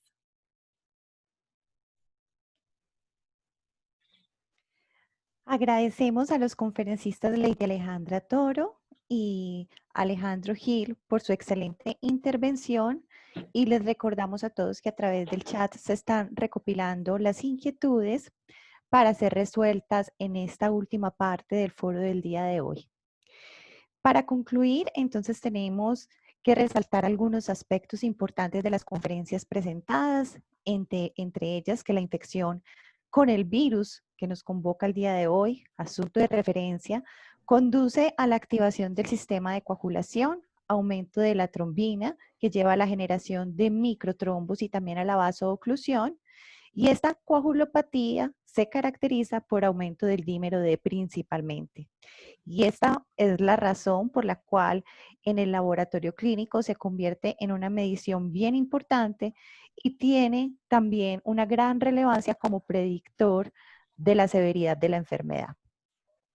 La Asociación Americana de Aféresis, ASFA, que nos hablaba el doctor Alejandro, es la entidad que en los últimos años se ha encargado de agrupar las diferentes patologías en las que los intercambios plasmáticos son útiles y en las que la efectividad todavía no se ha comprobado. La tormenta de citoquinas, precisamente, que se presenta durante la infección por el virus SARS-CoV-2, se encuentra en la categoría 3 del ASFA, lo cual da una cierta ventana de poder realizar este tipo de procedimientos en un momento en los que los pacientes en estado crítico no cuentan con una amplia variedad de tratamientos. En este orden de ideas y dando paso al segundo momento de este foro, damos apertura al momento de discusión y retroalimentación, comenzando con las siguientes preguntas. Estas primeras preguntas van para la profesora Carolina Jaramillo. Carolina, lo primero que nos preguntan es si el tiempo en que se demora en días en iniciar la coagulación intravascular diseminada puede ser un indicador de gravedad. Bueno, como les mencioné en la charla, la coagulopatía por COVID puede iniciar desde los primeros momentos de la infección. Obviamente, al transcurrir el tiempo, esas complicaciones se pueden ver en un grado mayor. Siempre se van a relacionar con los volúmenes o con los niveles, perdón, del dímero D que se pueden medir a nivel del laboratorio clínico. Tal cual es, que es por eso que tenemos ya algunas investigaciones referentes, donde vemos que el dímero D, entre más aumentado, hay más coagulopatía y que eso puede estar reflejado en el tiempo, pero no quiere decir que desde los inicios no lo podamos presentar. Muchas gracias. Una segunda pregunta, también para Carolina, nos dice si las mediciones de la angiotensina también podrían ser tomadas como indicadores de severidad durante el transcurso de la enfermedad. El mecanismo de la enzima convertidora de angiotensina, digamos que es el camino para la entrada del virus a la célula. Aquí es más importante la respuesta que tiene fisiológicamente hablando el organismo en cuanto a esta presencia del virus. Entonces, no es tanto ir a medir el receptor o medir angiotensina, sino más bien mirar y vigilar cómo se está dando consecuentemente esa activación de la inflamación. Es aquí donde algunos biomarcadores de inflamación son bien importantes como para el seguimiento de esto. Ahí tenemos entonces la deshidrogenasa láctica, la ferritina inclusive, PCR. Entonces, más bien, pensar antes de medir angiotensina, debemos de pensar es la respuesta que se está generando a nivel sistémico. Muchas gracias, profesora Carolina. Siguiendo entonces con las preguntas para la profesora Carolina, también tenemos que si podría el tratamiento profiláctico con algunos anticoagulantes, sean orales o intravenosos, mejorar la condición del paciente o evitar su gravedad, o si usted conoce algunos estudios que de pronto hayan permitido evaluar este tipo y la eficacia de estos tratamientos. Bueno, desde los primeros acercamientos que tenemos desde China en Wuhan, pues el uso de dosis profilácticas de heparina de bajo peso molecular e inclusive de heparina no fraccionada, sí se asoció a una reducción de la mortalidad en pacientes con COVID-19 y pues con que esos pacientes presentaban unos dímeros D muy elevados, ¿cierto? Inclusive unos dímeros D por encima del límite superior. Pero al momento, al día de hoy, no hay unas evidencias claras que demuestren esa eficacia y esa seguridad como para tratar a los pacientes. Esa anticoagulación debe ser solamente mediada en el momento que tengan el paciente, el intensivista o el vascular periférico y determine si realmente se requiere esa intervención o no. Hay unos algoritmos asociados a esta anticoagulación teniendo en cuenta, por ejemplo, los niveles del dímero D y los niveles o el recuento de plaquetas.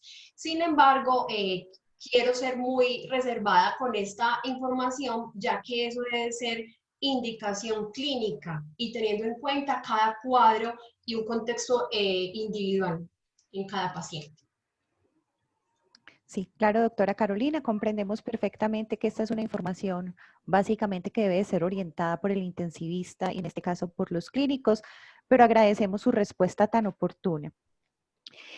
La pregunta número 4 para la doctora es si el grado de trombocitopenia, es decir, los niveles de ese conteo de plaquetas y el día en que se presente esa disminución pueden ser también un indicador de severidad o de complicación para ese paciente que está presentando la infección por el SARS-CoV-2. El recuento de plaquetas, inclusive la evaluación en el extendido de sangre periférica, la morfología de las plaquetas, ha sido un tema muy discutido en relación al COVID-19. Realmente sí hay asociación entre los días que se mide o se hace el recuento de plaquetas y la severidad de la enfermedad. Es por eso que encontramos que pacientes que no desarrollan un COVID-19 grave, o sea, que quedan en un COVID leve, pueden tener unos recuentos de plaquetas que pueden ser normales o levemente disminuidas. Vamos a tener unas trombocitopenias leves. Sin embargo, los pacientes que fallecen sí presentan unas trombocitopenias más marcadas. Sin embargo, esa es la gran diferencia que hay cuando se hace el desarrollo de la coagulación intravascular diseminada. La coagulación intravascular diseminada se hace en las trombocitopenias muy severas. El COVID-19 no hace esas trombocitopenias tan severas, pueden ser más moderadas. En los días que va transcurriendo o las mediciones de las trombocitopenias puede ir disminuyendo y va a ser un indicador de severidad. Perfecto, perfecto, doctora Carolina. Y en ese orden de ideas de lo que usted nos está conversando, también hay una pregunta relacionada con si en este momento se están haciendo en nuestra ciudad o en nuestro departamento algunos estudios relacionados con estos indicadores de severidad que están a la mano en la mayoría de los laboratorios clínicos, como por ejemplo la ferritina, las plaquetas, algunos parámetros hematológicos. Bueno, Como bien ya sabemos, tenemos algunos países referentes que nos demuestran cifras y niveles de todos estos biomarcadores y que de alguna manera nosotros estamos copiando sus modelos, estamos en esa curva de aprendizaje y para eso es necesario entender cuál es el comportamiento de estos biomarcadores y cómo se relaciona con la severidad de la enfermedad en nuestra población. Esa pregunta es muy oportuna porque creo que muchos de los investigadores tenemos esa inquietud, porque no es lo mismo un paciente obeso en Colombia a un paciente obeso en Estados Unidos. Son pacientes que pueden tener unas indicaciones distintas a nivel inflamatorio, comemos diferente, algunos fuman, tienen mayor riesgo de cáncer, otros no tanto. Entonces nosotros tenemos que sacar nuestras propias estadísticas y mirar cómo está ese comportamiento de los biomarcadores. Es así entonces, profe Paola, que el grupo de hematopatología molecular está estudiando a calamidad todo lo relacionado con el extendido de sangre periférica, ver, por ejemplo, todo lo que se está relacionando con los linfocitos, ver esos linfocitos reactivos que también son bien interesantes en relación con el COVID-19 y otros laboratorios como el que yo pertenezco, donde también estamos llevando estudios mirando la relación que hay de estos biomarcadores con la severidad de la enfermedad y correlacionándolos claramente con esas comorbilidades que podían presentar los pacientes. Esperamos tener información estadísticamente muy funcional a finales de este año y poder aportar el conocimiento de esta pandemia a nivel de Colombia. Claro que sí, profesora Carolina.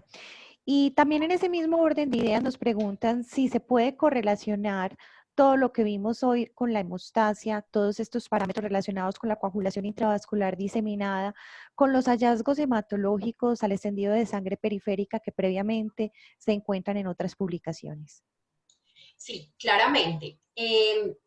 Cuando hablamos de coagulopatía, ya sea una coagulación intravascular diseminada, coagulación inducida por sepsis o la coagulopatía que estamos viendo por COVID, vamos a encontrar unos biomarcadores, como ya les mencioné, que pueden hacer algunas diferencias entre cada una de estas patologías. Sin embargo, el único parámetro que hace un diagnóstico de COVID-19 es la PCR en tiempo real. Después, de partir de ese diagnóstico, sí podemos hacer unas diferencias y evaluar cómo se está comportando el virus y si va a llegar a desarrollar una coagulación intravascular diseminada. ¿A qué me refiero? La coagulopatía en COVID presenta unas trombocitopenias moderadas, ejemplo, mientras que la coagulación intravascular diseminada tiene unas trombocitopenias muy severas.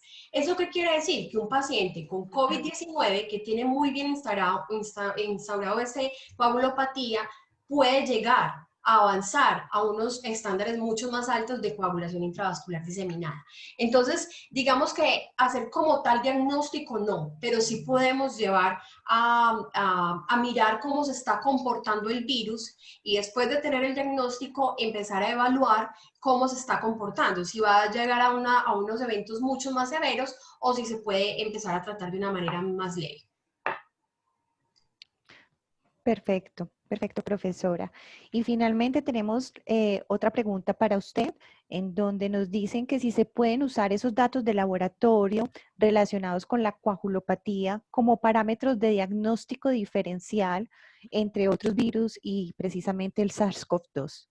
Es lo mismo, vamos a hacer diagnóstico siempre con PCR, ¿cierto? Y luego de esto vamos a empezar a hacer diferencias clínicas, o sea, cómo se está comportando el virus. Hay algo bien importante que mencionó ahorita Alejandro y es que no es tanto el virus, sino la respuesta fisiológica que se está dando ante este virus. Tal cual es así que si yo estoy presentando un cuadro leve de COVID, ni siquiera tengo que ir al hospital, pero si yo estoy presentando ya unas alteraciones a nivel respiratorio, inclusive podemos tener alteraciones a nivel neurológico, vamos a empezar a tener unos problemas asociados a gastrointestinal, todo eso pues va a ser relacionado con la patología como tal, dada por la fisiología que se está presentando. Pero el diagnóstico solamente se va a hacer por PCR. Lo otro van a ser mirar cómo se está comportando el virus en cada ser humano. Muchas gracias, doctora Carolina Jaramillo, por sus respuestas. Vamos entonces a dar paso a algunas preguntas relacionadas con la temática de la plasmaféresis y su utilidad en este tema que nos convoca el día de hoy, las cuales están dirigidas para nuestros conferencistas Lady Toro y Alejandro Gil Betancourt. La primera pregunta es precisamente cuál sería el día más óptimo para poder realizar esta plasmaféresis terapéutica y de esa manera evitar unas complicaciones futuras para los pacientes. Bueno, al respecto, podríamos decir que realmente eso va a depender del estado del paciente, porque algunos pacientes llegan a un estado crítico en 6 días, pero otros les puede tomar un poco más o inclusive un poco menos. Entonces, realmente hablar estrictamente por un día, pues digamos que es un poco arbitrario. Eso va a depender de la caracterización respecto al deterioro oxigénico que tiene el paciente, a la presencia de los marcadores inflamatorios, al compromiso hemodinámico. En ese momento en que el paciente es ingresado a la unidad de cuidados intensivos y que inclusive empieza con un soporte ventilatorio, es que hemos podido encontrar que en la literatura se hace el apoyo con las estrategias de plasmaféresis. Aproximadamente esto se da entre el día 6 y el día 9. Pues una información así ligera de lo que pudimos revisar. Pero va a depender mucho de qué tan rápido o qué tan demorado esté el paciente para llegar a sus estados críticos y lógicamente que haya la evidencia de que esté frente a una tormenta de citoquinas. Muchas gracias, profesora Lady. No sé si Alejandro de pronto quiera puntualizar también en esta misma pregunta. Pues hablando un poquitico de lo que dijo la profe Lady, sí, va a depender mucho de cada paciente y sabemos que las comorbilidades de cada paciente pueden acelerar, digamos, su estadía o que llegue a la UCI, ¿cierto? Algunas de las investigaciones manifiestan eso exactamente, el tiempo, cuál es el tiempo, el mejor día, digamos, para hacer la plasmaféresis.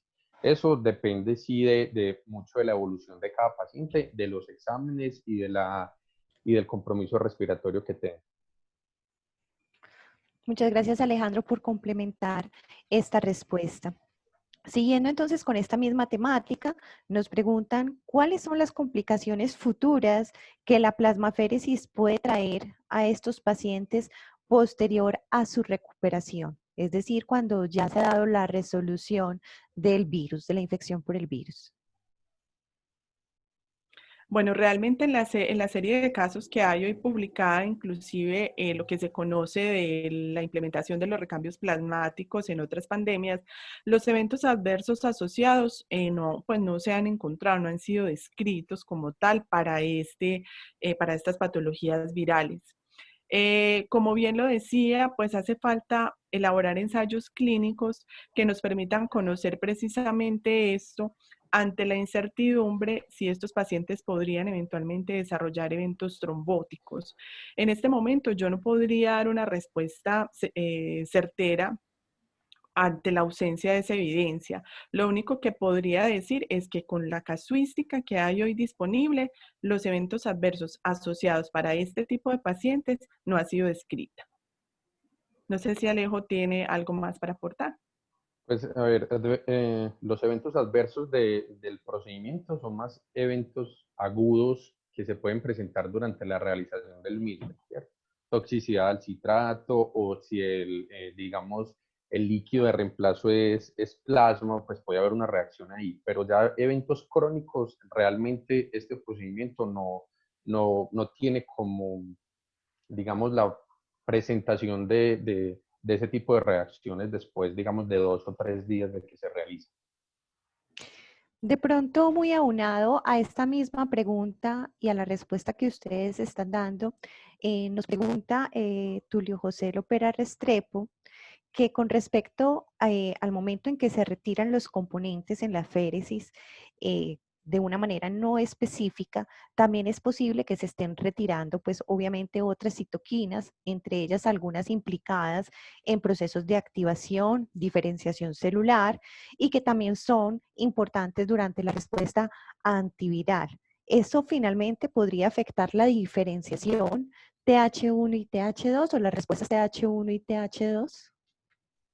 Bueno, entonces, gracias por tu pregunta. Realmente es importante entender que en el punto del paciente crítico, cuando nosotros estamos hablando de un paciente crítico, es un paciente en el cual la respuesta inmune ya está generando un daño exacerbado a nivel funcional. Y si esa respuesta no es mitigada de alguna manera, el paciente va a llegar a un proceso de falla multiorgánica y finalmente la muerte. En ese punto, inclusive, se habla de que es muy necesario controlar esa respuesta a toda costa.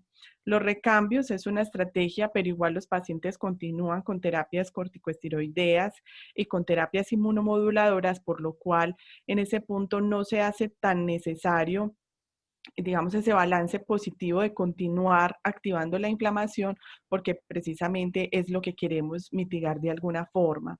Por lo cual, también respecto al barrido de los anticuerpos neutralizantes, que es otra de las preocupaciones con estos procedimientos, pues ante la falta de evidencia, lo que han hablado los grupos que están trabajando en esta parte en el mundo, es que para ese punto de la infección, ya definitivamente estos anticuerpos son insuficientes para controlar el deterioro que tiene el paciente a nivel orgánico.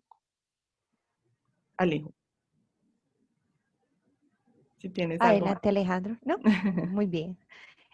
Muchas gracias por su respuesta. Y ya que estamos nombrando algunos estudios como evidencia científica para resolver la mayoría de estas preguntas que, como sabemos, en el momento van surgiendo y que estamos frente, obviamente, a una pandemia que es nueva para todos, en donde apenas está comenzando a realizar las diferentes investigaciones, sobre todo en nuestra localidad. Nos preguntan si los estudios realizados hasta el momento avalan todas las soluciones de reemplazo que presentó el doctor Alejandro, o cuál sería la solución de reemplazo más propia o más confiable para los pacientes que tienen este tipo de infecciones severas.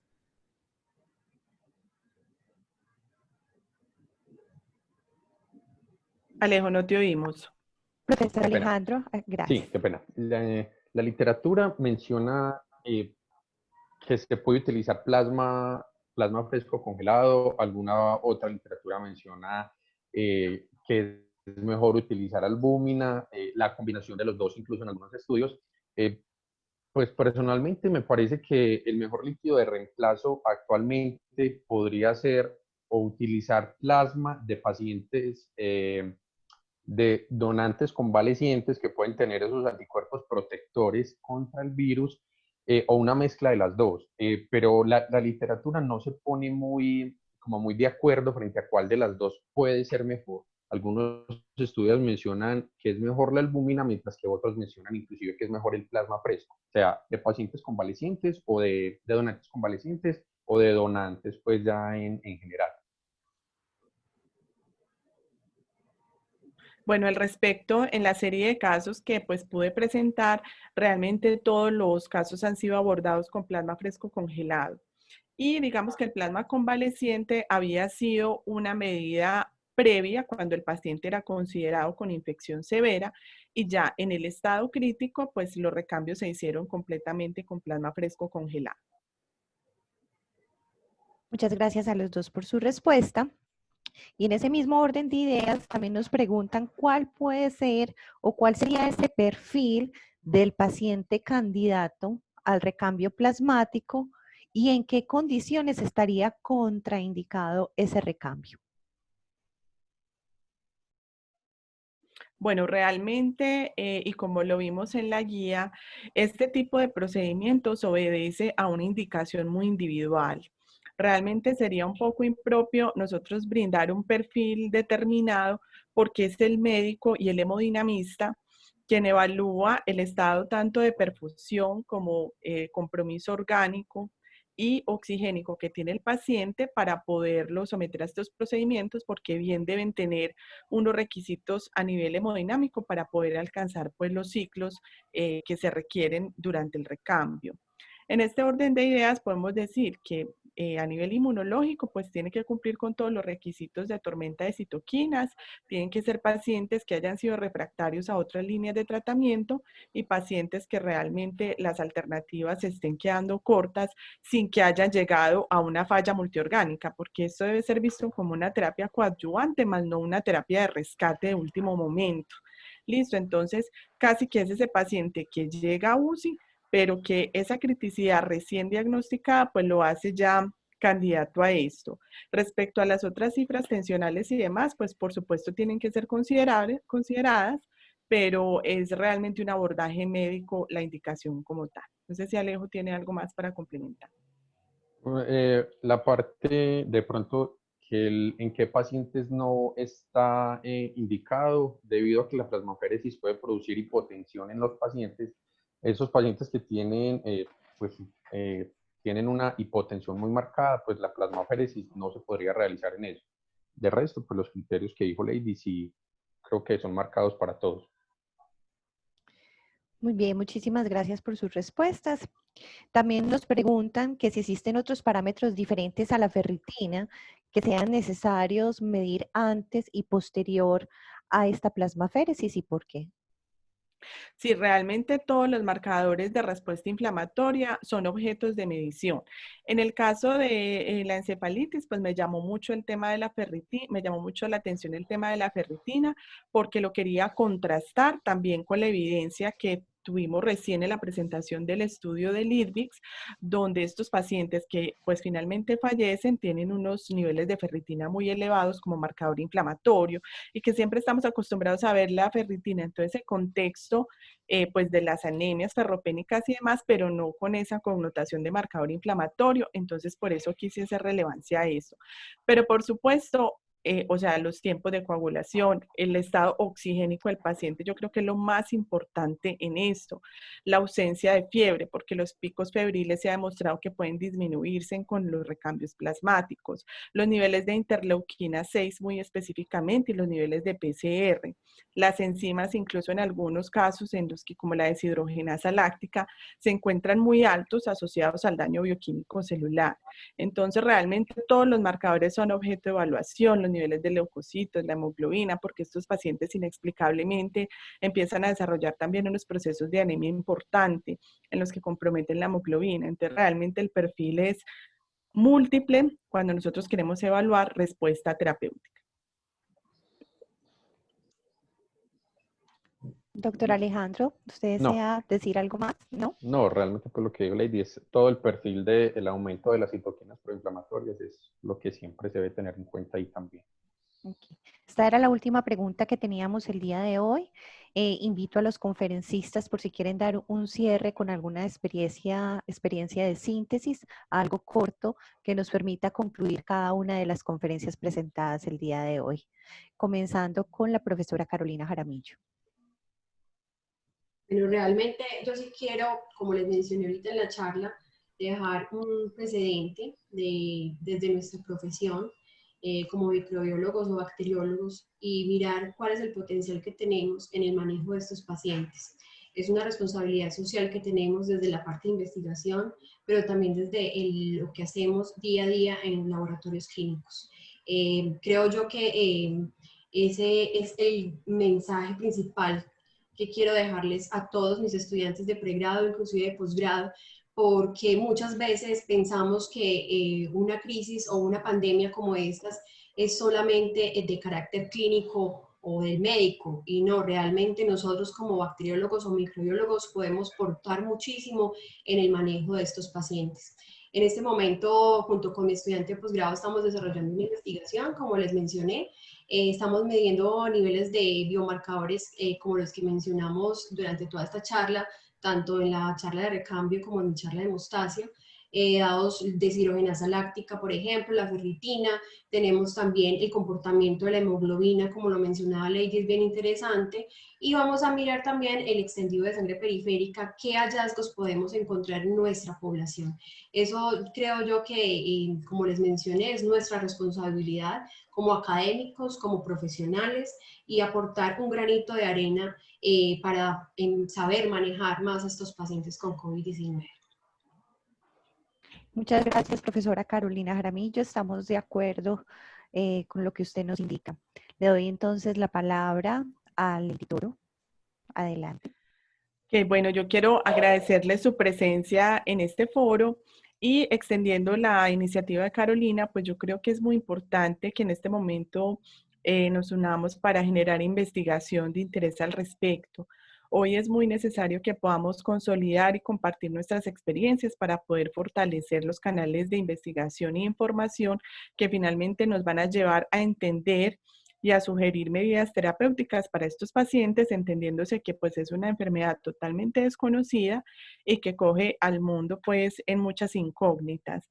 En ese sentido, nosotros estamos también formulando un proyecto al respecto del tema de plasmaféresis, sin embargo, pues no discutimos esto en esta charla porque no era como lo principal, pero básicamente las consideraciones éticas que tienen este tipo de procedimientos en los pacientes cuando no hay una indicación clara, pues hacen que los proyectos sean de alta rigurosidad. Entonces queremos extender la invitación si de pronto entre los asistentes hay algún clínico o alguien que se interese por esta parte para que entonces se pueda unir a nuestra línea de trabajo y podamos entonces ampliar la exploración que puede ofrecernos la plasmaféresis para estos pacientes. Muchísimas gracias.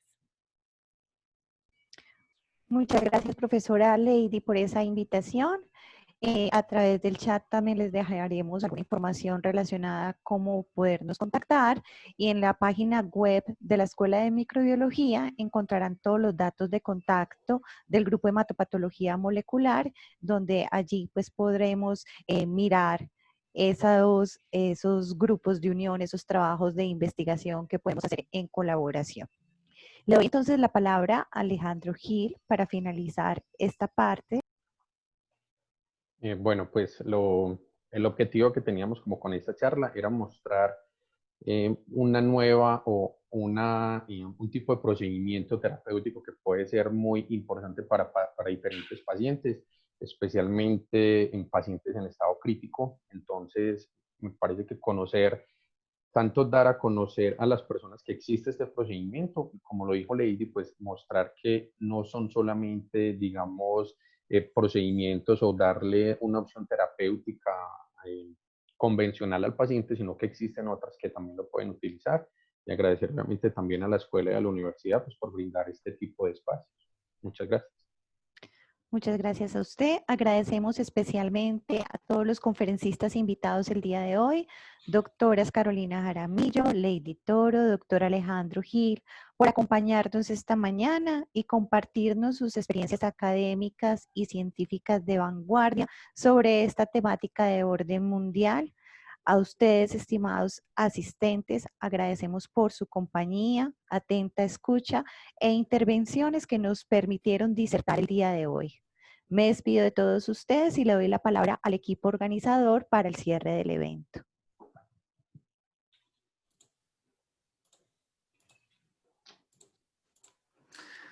Bueno, muchísimas gracias. Yo también quisiera agradecer a nuestros invitados, a nuestra moderadora, la profesora Paola Acevedo, a nuestros conferencistas Carolina Jaramillo, Alejandro Gil, Lady Toro, por esas conferencias tan interesantes que nos han dejado sin duda una evidencia científica muy importante a través de resultados experimentales muy robustos sobre los mecanismos hemostásicos y las terapias alternativas como la féresis para el tratamiento y la evolución de la infección por SARS-CoV-2.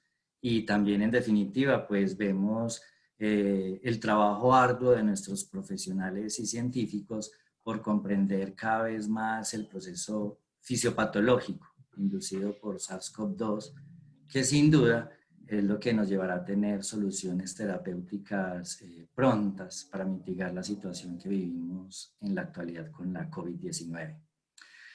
Bueno, lamentablemente hemos llegado a nuestro final. Esperamos haber satisfecho sus expectativas con nuestro foro del día de hoy, denominado Hemostasia y Aféresis en tiempos de pandemia. Y para seguirlos motivando con temas relacionados, aprovecho para invitarlos a nuestro siguiente foro que, como ven en la pieza publicitaria, se llevará a cabo el próximo viernes 21 de agosto a las 10 de la mañana y que se denomina el Banco de Sangre en tiempos de COVID-19, donde abordaremos una conferencia bastante interesante que, como ustedes también pueden observar allí, contaremos con unos invitados muy especiales y expertos en el tema, pertenecientes a una institución, un aliado académico estratégico para la Escuela de Microbiología, que es el Instituto Distrital de Ciencia, Biotecnología e Innovación en Salud, ICDIS. Bueno, hoy también tuvimos su compañía. Muchas gracias a ellos. Finalmente, agradecerles a todos ustedes por su acompañamiento y participación. Así que ya saben, donen sangre, salven vidas, y si lo quieren hacer desde casa, se pueden comunicar con nosotros en la Escuela de Microbiología. Así que hasta pronto y que estén muy bien.